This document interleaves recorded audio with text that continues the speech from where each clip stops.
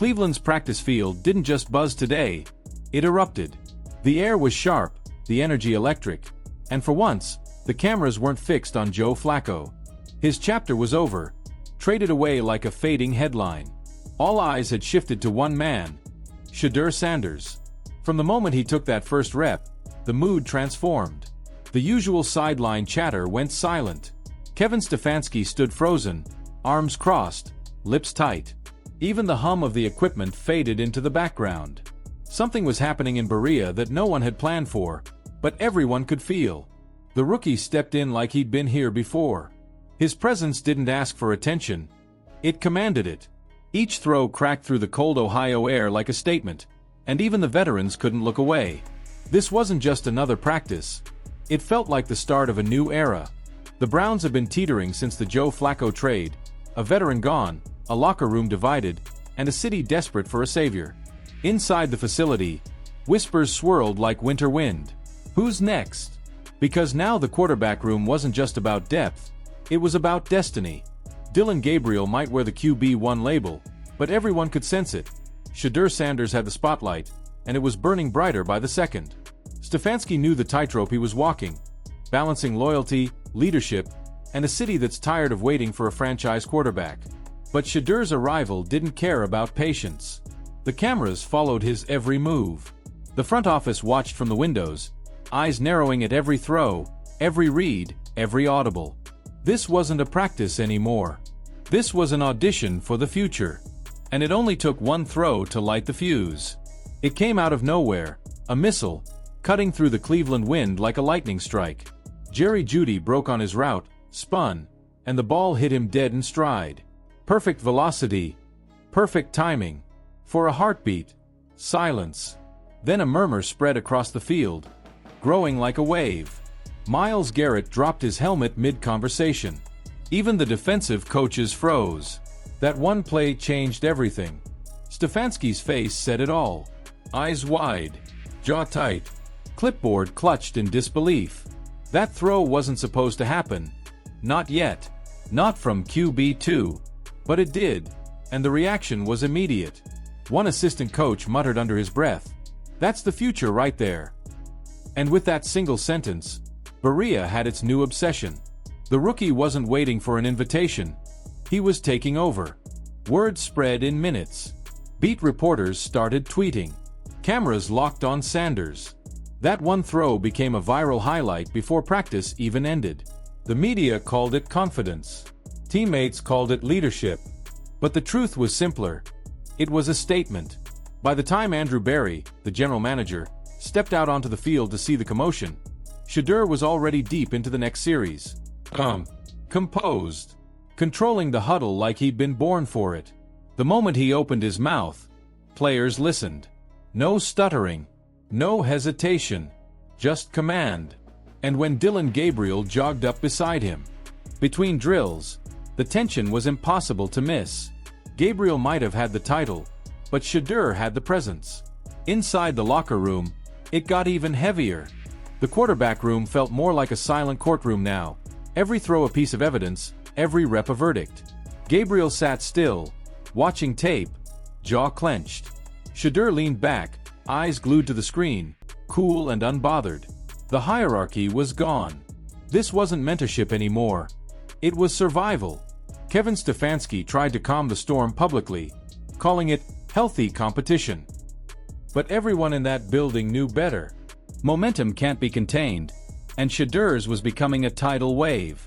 Some veterans even whispered to reporters that they preferred the rookie's energy. "He's got that it factor," one player said. "The type of confidence that's contagious. The kind that makes everyone around him better." Meanwhile, Dillon Gabriel worked overtime, staying late, forcing throws, trying to prove he belonged. But Shedeur didn't need to prove anything. He was just effortless. His poise spoke louder than any stat line. His arm did the rest. By the next morning, the city was on fire. Sports radio couldn't stop talking about him. Headlines read, "Shedeur Sanders takes over Cleveland practice." Clips of that rocket to Jeudy were everywhere. Twitter, Instagram, TikTok. ESPN picked it up. Stephen A. Smith called him the real deal Cleveland's been sleeping on, while Skip Bayless demanded to know why Stefanski hadn't named him QB1 already. One practice. That's all it took. But in Cleveland, one spark can ignite a movement. Fans flooded the team's social pages, demanding answers. Some called Shedeur the second coming. Others warned against rushing a rookie too soon. But even the skeptics couldn't deny what they saw. That arm, that confidence, that presence. Inside the building, the PR team scrambled to contain the hype. Stefanski insisted that the depth chart wasn't changing. But the footage told a different story. Receivers gravitated to Sanders during drills. Judy lingered after practice. Amari Cooper shared quiet laughs with him on the sideline. Even defensive stars like Garrett couldn't resist testing him, chirping just to see how he'd respond. And every time, Shedeur stood tall, firing back with that same quiet smirk. The following day, he showed up early, headphones in, hoodie up, all business.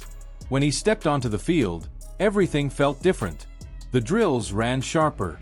The passes hit tighter windows. The crowd outside the gates grew thicker. Reporters started tracking his stats, whispering that he completed over 80% of his throws. No turnovers, no hesitation, just pure control.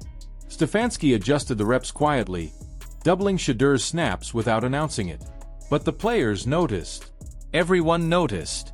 It was like watching a passing of the torch happen in slow motion. Gabriel's confidence wavered, his throws sailed high, while Shedeur's stayed precise, surgical.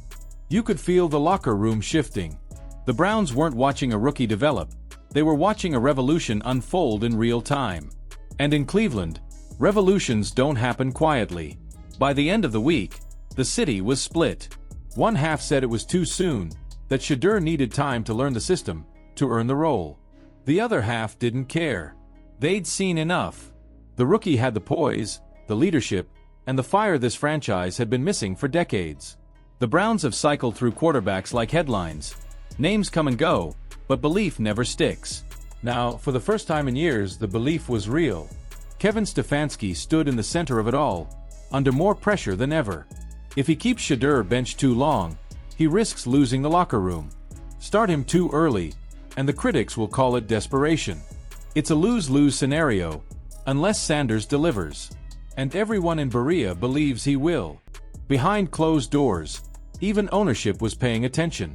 Rumors say Jimmy Haslam had begun asking for daily updates on Shedeur's progress. The front office sees a potential franchise face, a jersey seller, a savior. The fans see hope. And Shedeur? He sees opportunity.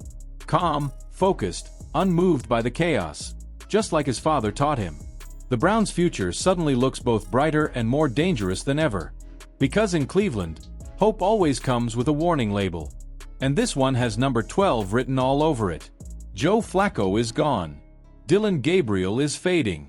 And Shedeur Sanders is rewriting the narrative one throw at a time. The practice field has become his stage, and the city can't look away.